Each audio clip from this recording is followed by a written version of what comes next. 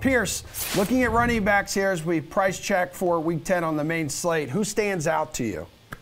Najee Harris. I know he's expensive, but the days of discounts are over at DraftKings. You got to pay up for just about everybody, and you get what you pay for with Harris. I said a couple weeks ago he was starting to look like the next Lev Bell. Now, maybe he didn't look like Lev Bell last night against the Bears, halfway decent defense, but the volume was there.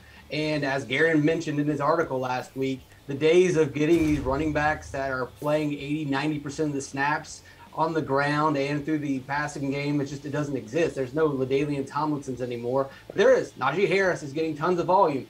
And maybe he hasn't looked like Lev Bell yet, but against Detroit, with the volume that he is getting, the way that they are getting abused on the ground by running backs, the way that they get abused in the air by running backs, and it's not just receptions and yards, it's also touchdowns all over the place. And this is just an absolute smash spot. So maybe for at least 1 week, Najee Harris will look like Lev Bell. And I have no problem paying the high price for him.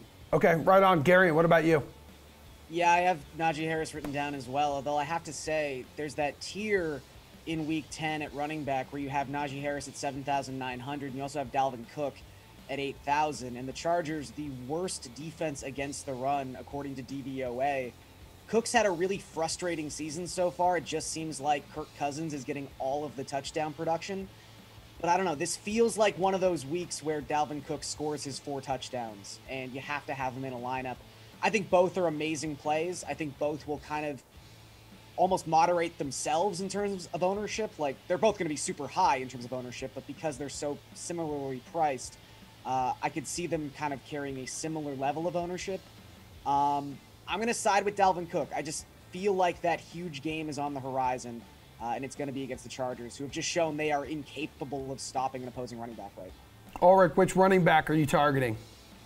Yeah, I mean, both the ones the guys mentioned, great volume spots, obviously. But, I mean, I'll buy this dip on Aaron Jones, under 7K now.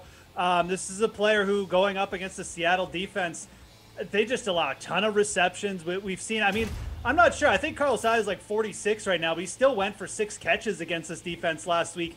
10 catches and 128 yards. Alvin Kamara just tore this defense apart through the air. This is what Aaron Jones does. We've seen him really become a complete back this year.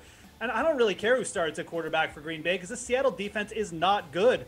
I will definitely buy Aaron Jones here under 7K. I think that's a really good value at running back for whatever week we're on. 10? Yeah, we are on Week 10. Yeah, we've mentioned that a few times.